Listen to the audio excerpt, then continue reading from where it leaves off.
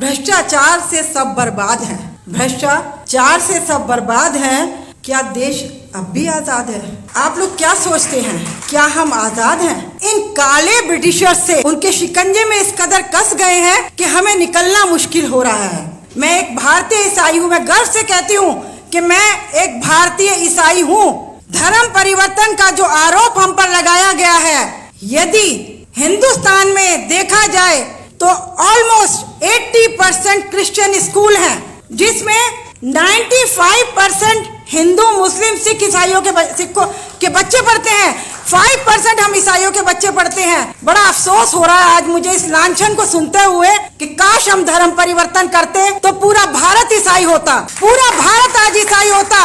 और आज ऐसे लोगों को ये लोग धर्म परिवर्तन के नाम से नवाज रहे हैं। बड़े अफसोस की बात है, हमारे ईसाई स्कूलों से ये सारे नेता लोग निकले हैं। हमारे ईसाई स्कूलों से पढ़ पढ़ के आज ये विदेशों में बड़ी बड़ी शिक्षाएं ले रहे हैं। विदेश किसके हैं? तो साथियों, इस चीज को हमने सोचना है। समानता का अधिकार तो इन्हें पता नहीं है। एक सवाल मेरे दिल में हमेशा कहता है, मैं अपने आप से सवाल करती हूँ कि ये कहते हैं एंटी कन्वर्जन लॉ।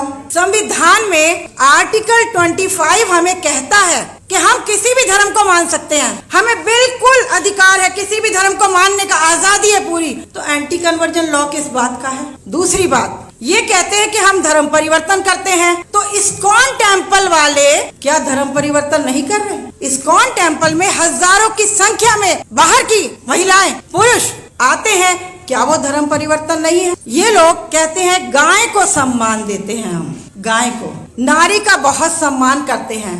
बिल्कुल लेटेस्ट में बात कह रही हूँ, यदि ये नारी का सम्मान कहते हैं तो हमारी प्रेसिडेंट मिसेस द्रौपदी मुर्मू को पार्लियामेंट का उद्घाटन करने के लिए क्यों नहीं बुलाया गया? बड़े अफसोस की बात है, क्योंकि इनके अंदर जातिवाद भरा हुआ है, इनके अंदर ऊंच और नीचता की बातें भरी हुई है। इसलिए हमारी उस बहन को मैं कंडेम करती हूँ इस बात को कि उन्हें क्यों नहीं बुलाया गया, जबकि ये अधिकार सिर्फ उनका था। बिल्किस बानो, आसिफा, आज इनकी जबानें नहीं खुल रही। क्यों नहीं खुल रही? क्योंकि नारी का सम्मान कहते तो हैं, पर कहीं भी नारी का सम्मान नहीं है। किसी भी तरीके से आप देखें तो हर जगह नारी को अपमानित किया जा रहा है और गिराया जा रहा है। ये जो रेसलर बहनें साक्षी मलिक, यदि ये नारी का सम्मान करते तो उनकी दुविधा को सुनते। आप ये देखिए किस तरीके का मौसम है। गोदी मीडिया के लिए मैं कहना चाहूंगी, यदि हम पाकिस्तान की बात करें तो हम उग्रवादी, हम पाकिस्तान की बात करें तो हम उग्रवादी। जब इमरान के किस्से चल रहे थे, उधर हमारा मणिपुर जल रहा था, एक भी मीडिया ने मणिपुर का कुछ नहीं दिखाया। पाकिस्तान की बातें करी जा रही हैं। तो क्या इस गोदी मीडिया का कोई इलाज नहीं है? क्या कोई अगली सरकार आएगी तो ये गोदी मीडिया क्या उस सरकार में काम नहीं करेगा? हिजाब पर किस तरीके से तंज कसे जा रहे हैं, स्कूलों में लड़कियों को किस तरीके से बेइज्जत किया जा रहा है, क्या ये है हमारे भारत की हकीकत? क्या इस तरीके से लड़कियों को, बहनों को अपमान किया जाएगा? हमें कहते हैं कि हम धर्म परिवर्तन कहते हैं। मैं अभी लेटेस्ट आपको एक इंसिडेंट बता रही हूँ, ये भारत का कानून बता रही हूँ मैं आपको, कि अभी 1 महीना पहले एक प्रार्थना सभा चल रही थी गाजियाबाद में, खोड़ा कॉलोनी में। वहां प्रार्थना सभा में ये दंगाई गए और उन दंगाइयों ने जाकर पास्टर को और उसकी वाइफ को धर्म परिवर्तन के आरोप में जेल में डाल दिया। उसका बच्चा 1.5 साल का था। आप ये सोचिए, 1.5 साल का बच्चा अपनी माँ के साथ जेल में है, क्या होगा उसका फ्यूचर? कहाँ है सरकार? क्यों नहीं उसके कानों तक हमारी आवाजें पहुंच रही हैं? तो भाइयों और बहनों, बहुत सी बातें, बहुत कुछ लेके आई थी, पर भाई ने टाइम ही बहुत शॉर्ट कर दिया, तो मैं नहीं कह पाऊंगी।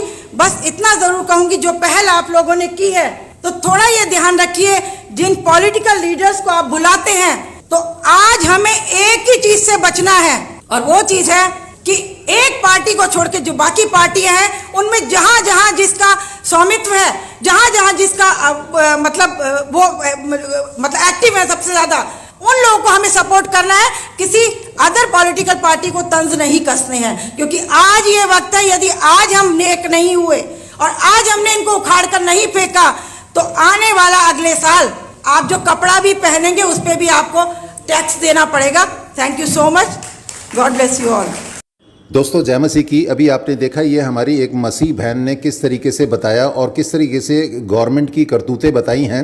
और मैं इन सब बातों के बाद में बाइबल का एक वचन कोट करना चाहता हूं कि वचन बाइबल हमको बताती है कि जैसा तुम बोओगे वैसा काटोगे। इस गवर्नमेंट ने जैसा किया है ईसाइयों के साथ में सताओ, और मैं सिर्फ एक ही मुद्दे को बोल रहा हूं क्योंकि इनके तो बहुत सारे मुद्दे हैं, किसानों का मुद्दा है, रेसलर्स का मुद्दा है और दुनिया भर के मुद्दे हैं जिनमें ये अपने आप ही फंस के रह गए हैं। तो इन सब बातों के लिए मैं बताना चाहता हूं कि जैसा तुम बोओगे, इन्होंने जिस तरीके से बोया है और वही अब इनको काटने को मिल रहा है कि पूरा देश इनके पीछे है और कितने सारे मुद्दों को लेकर के अब इनका बिल्कुल भी ऊपर उठना मुश्किल हो जाएगा क्योंकि इन्होंने अपने आप को छुपा के रखा है। जब आदमी चोरी करता है या कोई गलत काम करता है तो हमेशा वो अपने आप को संसार से, दुनिया से छुपा के रखता है और वही ये गवर्नमेंट ने किया है। और मैं इसके साथ में एक बात और बोल देना चाहता हूं कि एक संसारिक कहावत है कि कौवा चला हंस की चाल और अपनी भी खो बैठा। ये इनको राजनीति करनी चाहिए थी, देश को संभालना चाहिए था, चलाना अच्छे तरीके से चाहिए था, लेकिन इन्होंने ऐसा नहीं किया। ये ज़रूरत पड़ने पर तो क्रिश्चियंस के पास जाते हैं, अपने बच्चों को स्कूल में पढ़ाना हो या हॉस्पिटल में इलाज कराना हो कि भाई क्रिश्चियन लोगों के यहाँ पे अच्छी स्टडी मिलती है, अच्छा इलाज मिलता है, तो क्रिश्चियंस के वहाँ पे जाओ। और अब ये क्रिश्चियंस को सता रहे हैं, तो क्या ऊपर वाला है? वो जरूर है ना, जिसको बहुत से लोग सुपर नेचुरल पावर बोलते हैं, वो है अभी। और उसने एक बहुत बड़ा न्याय किया है और जो पूरी दुनिया देखेगी। और ये एक बहुत बड़ी गवाही है कि जो भी जीवित परमेश्वर के लोगों को सताता है वो कभी बचने नहीं पाता है, क्योंकि बाइबल का एक वचन बताता है कि जीवित परमेश्वर के हाथों में पड़ना भयानक बात है। आप किसी के हाथ से बच सकते हैं लेकिन परमेश्वर के हाथ से नहीं बच सकते। अगर आप लोग चाहते हैं कि प्रभु यीशु मसीह को जाने और पहचाने और आपके जीवन में बड़े बड़े चमत्कार हों और आपका उद्धार हो, तो आप प्रभु यीशु मसीह को जानिए और पहचानिए, तो देखना आपके जीवन में भी बड़े बड़े चमत्कार होंगे। Thank you so much. May the Lord bless all of you. Yeshu Masih देता खुशी, करे महिमा उसकी, पैदा हुआ बना इंसान।